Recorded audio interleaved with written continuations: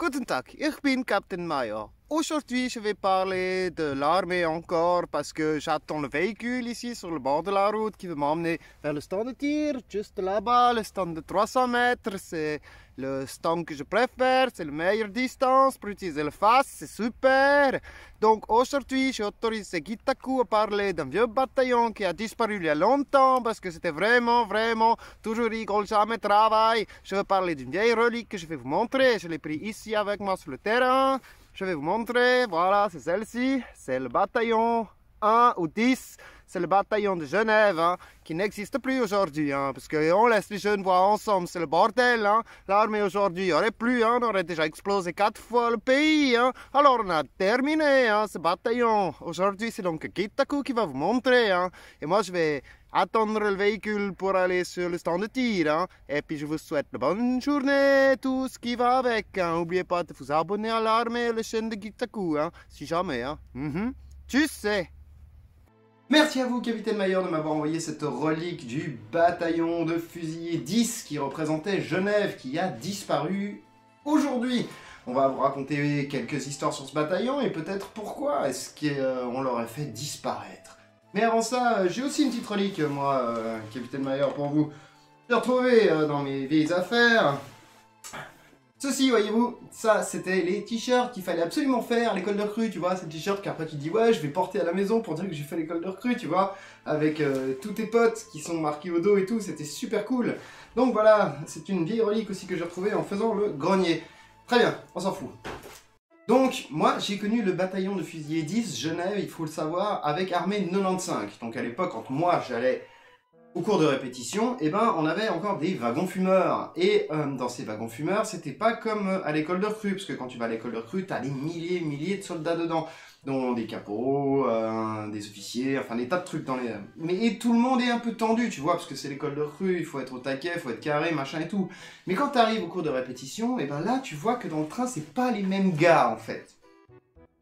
Les gars, ils se mettent des bitures sur bitures comme des tablards, ils fument des gros kékés, et ça se défonce la gueule pendant tout le train. Et c'est assez monumental. J'avoue qu'on arrive sur place, on est déjà déchiré. À tel point qu'on se demande si on a pris assez de bière pour faire une semaine. Bon, du coup, j'arrive dans ce bataillon, et c'est assez impressionnant. Toute cette journée, ces 2 jours-là, c'est assez fou. Donc le truc, c'est que j'arrive, bon déjà en état débraillé, hein, totalement comme ça, avec la casquette comme ça et tout. Putain, il fait chaud ici, je traîne mon sac par terre parce que ça me fait chier le foutre sur le dos, parce que ça fait mal au dos. Et j'arrive devant mon commandant, et je lui pose la question, c'est bien là mon bataillon? Il me fait oui, mais rhabillez-vous, donc je me rhabille, je fais salut et tout machin.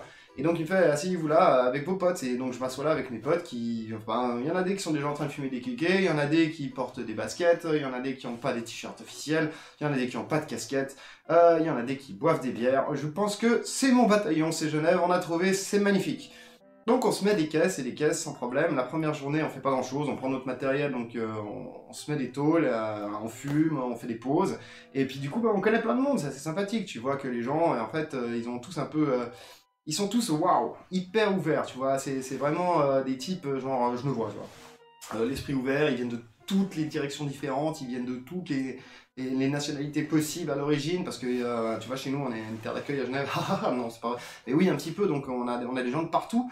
Donc c'est assez impressionnant de voir comment ça fonctionne, et ça fonctionne super bien. À la fin de la journée, il y a un véhicule qui arrive et qui décharge, je sais pas, 32 caisses de 6, de bouteilles de rouge et de blanc, et monstre teuf, parce qu'il y a des gars qui vont s'en aller, donc c'est la monstre teuf. Et là, en gros, il y a tout le bataillon qui va faire... Tu sais, ils vont lancer une phrase, genre, c'est la phrase type du bataillon, tu vois. Nous, ici, si t'es dans le bataillon, faut que tu connaisses cette phrase, parce que c'est ce qu'on ferait s'il y avait la guerre. Spartiate, quel est votre métier? Et là, la phrase, c'est genre, qu'est-ce qu'on fait en cas de guerre? On descend les officiers, pourquoi? Et puis là, tout le monde qui répond, ils font, bah c'est eux qui foutent la merde! Et puis surtout, en fait, que tu comprends que dans l'idée, c'est de retourner chez soi pour, nous, le bataillon genevois, rentrer à Genève et défendre les nôtres en ayant rien à foutre du reste, parce qu'effectivement, chaque fois que tu es engagé en tant que bataillon genevois, tu vas faire le tour de la Suisse, mais tu défends surtout jamais chez toi. Il y a une logique à ça, c'est pour ça que le bataillon genevois va disparaître. Mais bon, en même temps, quand tu te dis que c'est tous des arrachés comme ça va pas le faire. Alors on arrive sur le moment où il faut aller sur le terrain, mais avant ça, dans cette journée, on n'aura pas vraiment été dans le terrain, tu vois, on aura juste pris possession des lieux et tout, donc le soir il y a la garde, et bien sûr les bleus font la garde, c'est normal, c'est eux qui vont se faire chier la nuit à pas dormir avant d'aller sur le terrain. Donc ils me foutent à la garde, mais comme on est des bleus aussi, et puis que c'est la méga teuf et qu'il y a plein de vin, il faut aussi nous mettre une méga tôle. Donc les gars ils me foutent une méga tôle, et bien bien sûr moi j'ai mon tour de garde qui est de 4 à 6 heures parce que c'est marrant, tu vois, mais moi à 3 heures du matin je m'endors cuit comme une huître et je me lèverai pas avant midi, donc les gars ils ont bien subi grave. L'après-midi, hop je retourne sur le terrain, on part là-bas, et je me dis mais putain mais les gars ils étaient déjà déchirés, il y avait des gars qui prenaient l'apéro à midi et tout, je me dis mais putain. Et quand on est sur le terrain, qu'est-ce que vous faites? Vous êtes au moins... Ils font « Ah, il n'y a pas de problème, tant qu'il n'y a pas de munitions, tu peux faire la fête, mais si jamais il y a des munitions, t'inquiète pas, on est tous au taquet, machin, nanana. » Mais que dalle, en fin de compte, ça faisait la fête quand même. Je veux dire, on n'a pas arrêté de faire la fête tout le temps, quoi. En pleine grande aventure, et ben, on arrivait à se faire des trucs de fou, quoi. Planqués dans les bois, en pleine grande manœuvre, il y a un capitaine instructeur au milieu de nous, et il y a un gars qui arrive à fumer des kékés dans les bois, tu vois. Et là, c'est absolument improbable. Tu vois le lieutenant qui commence à gueuler des noms dans les bois pour savoir qui c'est, en commençant par exemple ceux qui étaient juste à côté, donc moi et un autre, parce qu'on sait jamais, tu vois. Mais non, c'est foufou, quoi. Tu vas fumer des kékés, les gars qui vont fumer des kékés dans les chambres des officiers, parce que comme ça pue chez eux, tu vois. C'est incroyablement improbable. Et puis voilà, quoi, je veux dire, c'est assez cool. Et puis du coup, bon, on a une bonne entente, tu vois, et puis tout le monde fait la même chose. Et puis en plus de ça, on triche, tu vois, donc on gagne, donc on a des sorties en avance, on est bien vu. Donc, je vais montrer pourquoi le bataillon d'infanterie Genevois a été démantelé. Parce que jusque-là, on parle de mecs qui font la fête au lieu de faire de l'armée. Mais il y avait des exercices. Et on était les meilleurs des meilleurs. Et ça fait chier. Et toi, l'Arcadien, quel est ton métier? Sculpteur, seigneur. Sculpteur. Et toi? Je suis forgeron. Ça fait chier, ouais, ça fait chier les Suisses allemands, parce qu'ils se donnent à fond tout le temps, mais quand c'est le moment de l'exercice, on est meilleur. Ça fait chier tout le monde, parce qu'on fout le bordel et on est les meilleurs, et je vais t'expliquer pourquoi.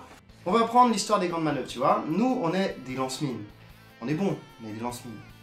Nous ce qu'on sait faire, c'est tirer aux lance-mines, on est super doués aux lance-mines, on est même tellement fort qu'on est genevois. Les gars ils vont penser que je fais de l'ultra-patriotisme genevois. Oui, c'est vrai. Et alors, je m'en fous. Donc, pourquoi est-ce qu'on est si fort? Ben, c'est simple, parce que par exemple, quand on nous demande d'aller prendre d'assaut une unité qui a monté un camp, et ben nous on le fait vachement bien. Ouais, on le fait vachement bien. On nous met des simfas et tout, et nous on s'arrange pour qu'on puisse pas nous tuer avec les simfas, donc on les débranche. Et ensuite on rentre dans le camp adverse, et bam, on fait tout péter. Et ouais, on y va à coup de Call of Duty, par là, regarde-moi, balance grenade, machin, nanana, attention, t'es où, ta. Et voilà. De toute façon, on avait le code d'invincibilité. Exercice réussi, on est magnifique. Est-ce qu'on a triché? Oui. Est-ce qu'on voulait tricher? Oui. Mais si t'avais la possibilité de tricher dans Call of Duty, et que de toute façon personne ne saurait que t'avais triché, pourquoi tu le ferais pas? Je le ferais, donc voilà.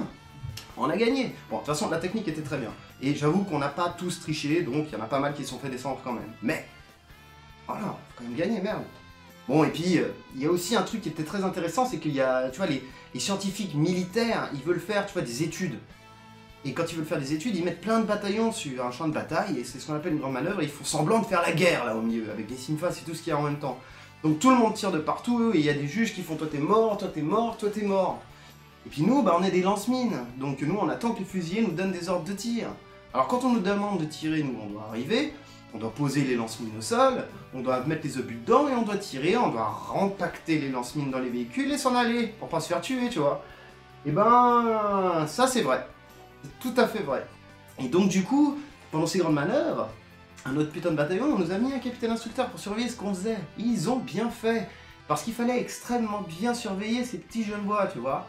Parce que nous, on a fait un truc de fou. On est arrivé sur place, on posait notre véhicule quand on nous donnait un ordre de tir. La pièce 2, donc la première pièce, elle se mettait en place, les autres absolument pas. Ce qui faisait qu'on pouvait envoyer des gars pour aider la pièce 2 pour embacter, dépacter.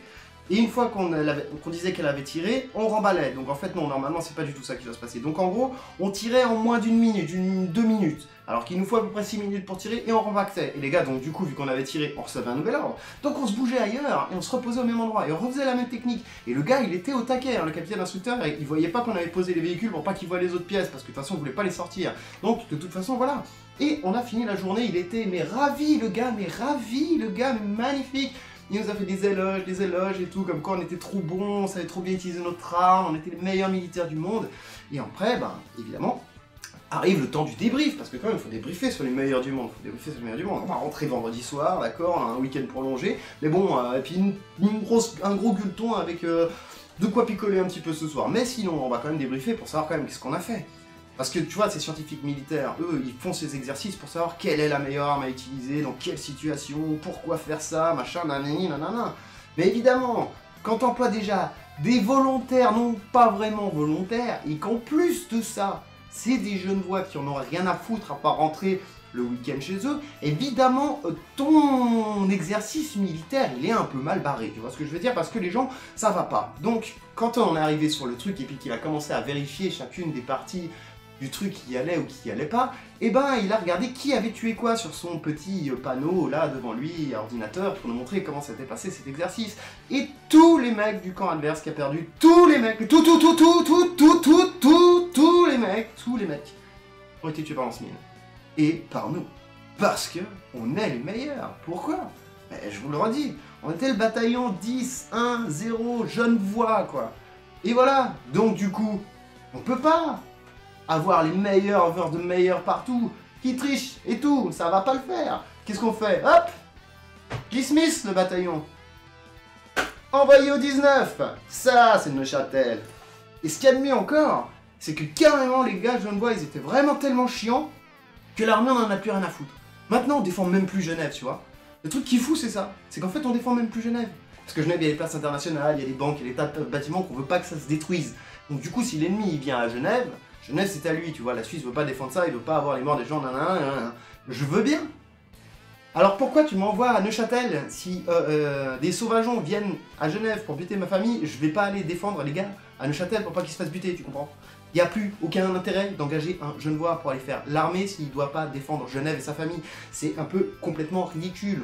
On en arrive à l'absurdité géniale. Mais en même temps, on l'a cherché. Parce que voilà, on est des miliciens et qu'on s'en fout de l'armée, mais royale. On l'a fait parce qu'il faut la faire. Mais de toute façon, les hauts gradés militaires le disent très bien eux-mêmes. Il n'y aura pas de guerre en Suisse avant au moins 60 ans. Et s'il y a la guerre en Suisse, mais qu'est-ce que tu veux qu'on foute à part un barreau d'honneur? Rien. C'est justement ça. Nous, on ne peut faire que de la guérilla. Autant que reste chacun chez soi et qu'on apprenne à servir d'une arme. Voilà. On va se terminer là-dessus. Parce que comme ça, au moins, vous êtes au courant que le bataillon 10 Genève a existé un jour. Si toi, t'es genevois, eh ben, tu sais que maintenant, tu ne pourras plus jamais en faire partie. Tout ça. C'est une vieille histoire bien cachée par l'armée que je vous ai transmise. Donc gardez-la bien pour vous. Et répétez-la doucement à d'autres oreilles en partageant la vidéo. Mettez un like parce que c'est une super histoire. Et surtout, abonnez-vous pour de prochaines histoires. Qui sait? Il y en a d'autres aussi sur ma chaîne, tu peux aller les voir. Et je te souhaite tout de bon. Et surtout n'oublie pas, fais-toi plaisir dans ta vie. Tous les jours, à l'armée, à l'école de recrue, en cours de répétition, en regardant une vidéo sur internet et YouTube. Youpia! Fais-toi plaisir! Allez, c'était Gitaku, absolument, mais pas en live, je te jure, et totalement, mais total, je te jure, mais total, en différé.